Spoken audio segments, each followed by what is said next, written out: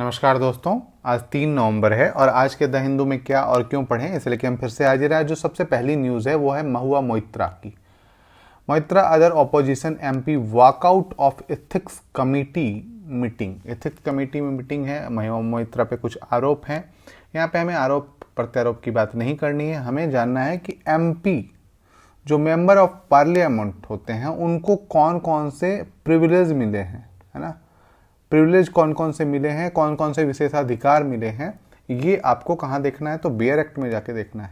ठीक है, bare act में आपको जाके देखना है संसद, और वहाँ पे सांसदों को कौन कौन से विशेषाधिकार मिले हैं वो आपको वहाँ पे मिल जाएगा। ठीक है, तो वो आपको नोट डाउन करना है।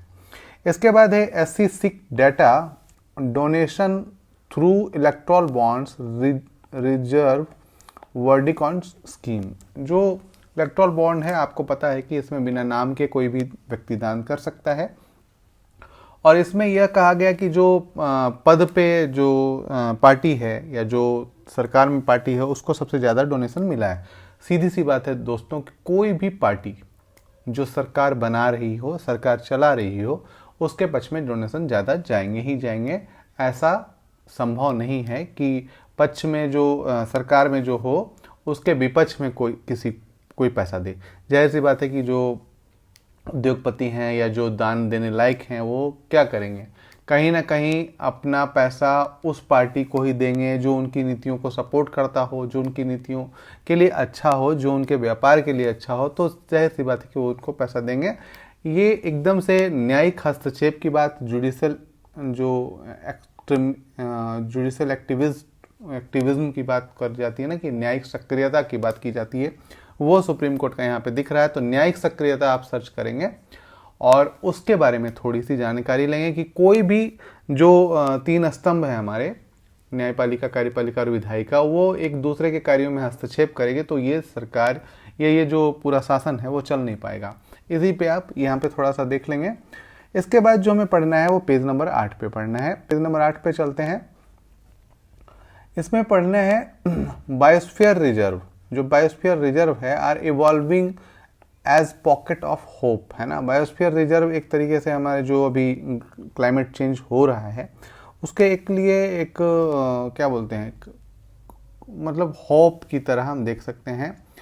और away from cacophony of urban life most of us like respect site with natural beauty with greenery peace surroundings, इस तरीके की चीज़ें। मतलब एक तरीके से जो पॉल्यूशन या प्रदूषण या भीड़ भाड़ या नॉइज़ जो है पूरे शहर में, उनको लेके एक तरीके से हम क्या बोल सकते हैं कि बायोस्फीयर जो रिजर्व हैं वो बहुत सपोर्ट करेंगे। और इस तरीके की, मतलब कुल मिला के ये है, जो हम इतना प्रदूषण या इतना जो प्रदूषित कर चुके हैं, जलवायु प्रदूषण हो, वायु प्रदूषण हो, चाहे कोई भी किसी भी प्रकार का प्रदूषण हो, जल प्रदूषण हो, ध्वनि प्रदूषण हो, इवन लाइट पॉल्यूशन हो, इनसे दूर जाके एक ही हमें जगह मिलती है जो बायोस्फीयर रिजर्व हैं, वो एक हमें सपोर्ट करते हैं और इसी पे पूरी बात की गई है। तो आप इसको देख लेंगे और इसकी रक्षा किस तरीके से करनी चाहिए, यूनेस्को किस प्रकार से ये चीज़ें करता है, ये आपको यहाँ पे देखना है। ठीक है, इसके बाद जो हमें देखना है वो पेज नंबर 9 पे है, और यहाँ पे पूछा गया यूनाइटेड नेशन, संयुक्त राष्ट्र जो बनाया गया था कि विश्व में युद्ध ना हो, द्वितीय विश्व युद्ध के बाद बनाया गया था, आज वो क्या टूथलेस हो चुका है, मतलब दंत विहीन हो चुका है, क्या वो कुछ नहीं कर पा सकता है, इसके बारे में यहाँ पे बात की गई है।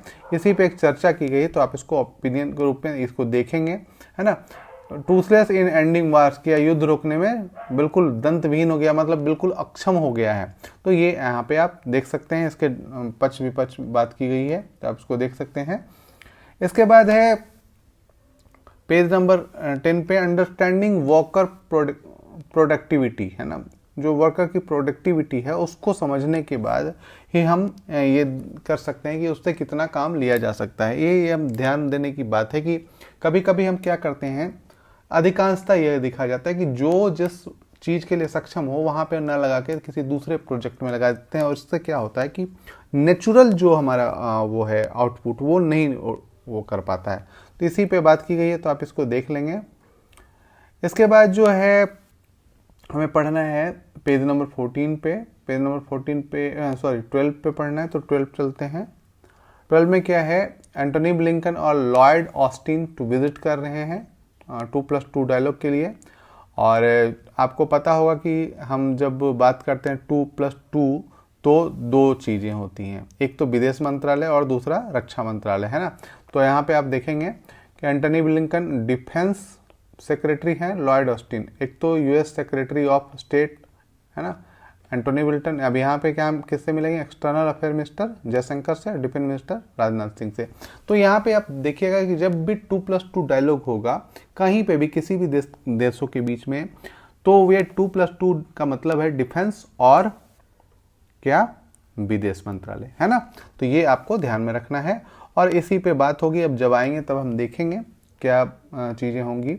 इसके बाद जो हमें पढ़ना है वो पेज नंबर 14 पे, पेज नंबर 14 पे NCERT to introduce electoral literacy content in text book, है ना। अब एनसीईआरटी कुछ चीज़ें इंट्रोड्यूस कर रहा है। अभी यहाँ पे एक सवाल उठता है कि एनसीईआरटी यदि हर साल इस तरीके से पूरी किताब बदलती रहे तो क्या ये सस्टेनेबल है, क्या ये रियलिस्टिक है कि हर बार हम हर साल कुछ ना कुछ बदलाव कर दें, ऐसा बदलाव कर दें जो कि पिछले बिल्कुल नहीं था और अब हम नया लेके आ जाएं, तो क्या ये संभव है या क्या ये रियलिस्टिक है। तो इसको आपको यहाँ पे देखना है, ठीक है। इसके बाद देखना है cooperatives are solution for hunger farmers woes, है ना, भूख के लिए और किसानों के लिए कोऑपरेटिव सबसे अच्छा सॉल्यूशन है। इस पे एक बार हमने बताया भी था जब कोऑपरेटिव सोसाइटी की बात की गई थी, तो वहाँ पे को देखना पड़ेगा। और यहाँ पे भी आपको पढ़ लेंगे पिचिंग फॉर पीस मिस्टर, वो अलग चीज़ें हैं, लेकिन आपको ये हमको देखना है भारत के परिप्रेक्ष्य में cooperative are the solution of hunger farmers woes, ठीक है। तो ये आपको देख लेना है और इसको एक मतलब वर्ड लेना है और आपको इसके बारे में थोड़ा सोचना है, लिखना है, ठीक है। इसके बाद जो हम हैं उसके बाद पेज नंबर 16 में पढ़ना है हमें। पेज नंबर 16 में क्या है, तो CBAM will kill manufacturing in EU, carbon border adjustment mechanism. इसमें कहा गया कि किसी भी माल को हम तब आने देंगे यूरोप में जब हम पता चले कि वो उसमें कितना कार्बन उत्सर्जन हुआ है और उसी के हिसाब से हम उसका मूल्य तय करेंगे। जितना कम कार्बन उत्सर्जन उसका जो आयात कर है वो उतना कम रहेगा, जितना कार्बन उत्सर्जन ज़्यादा उतना आयात कर ज़्यादा। और यही चीज़ है जिसमें कहा है कि जो पीयूष गोयल हैं उन्होंने कहा है कि जो मैन्युफैक्चरिंग है EU में वो एकदम से मार दिया जाएगा, एकदम से ख़राब हो जाएगा, और इसी पे बात की है। तो आप इसको एक बार CBAM को ज़रूर देख लेंगे। इसके बाद जो हमें पढ़ना है वो पेज नंबर लास्ट में साइंस का पेज होता है और इसे पढ़ना ज़रूरी होता है। Law on salt turning the spotlight on kidney donors, है ना। जो there is a great deal of attention paid recipient of a organ transplant and rightly so, but the backbone of life kidney transplantation for transplant surgeon is also make sure that donor do not face the same problem in the future, है ना। तो ये चीज़ें हमको देखनी होंगी। अब किस तरीके से कौन कौन सी बीमारियां या किस तरीके से उनको मतलब जो डोनर हैं वो किस तरीके से दिक्कतों का सामना कर सकते हैं, इसी पे बात की गई है। तो आप इसे देख भी सकते हैं, नहीं भी देखेंगे तो चलेगा, बहुत इंपॉर्टेंट नहीं है। आज के लिए दोस्तों इतना ही। यदि आपने अभी तक सब्सक्राइब नहीं किया तो प्लीज़ सब्सक्राइब कर लें, लाइक कमेंट शेयर जरूर करें। धन्यवाद।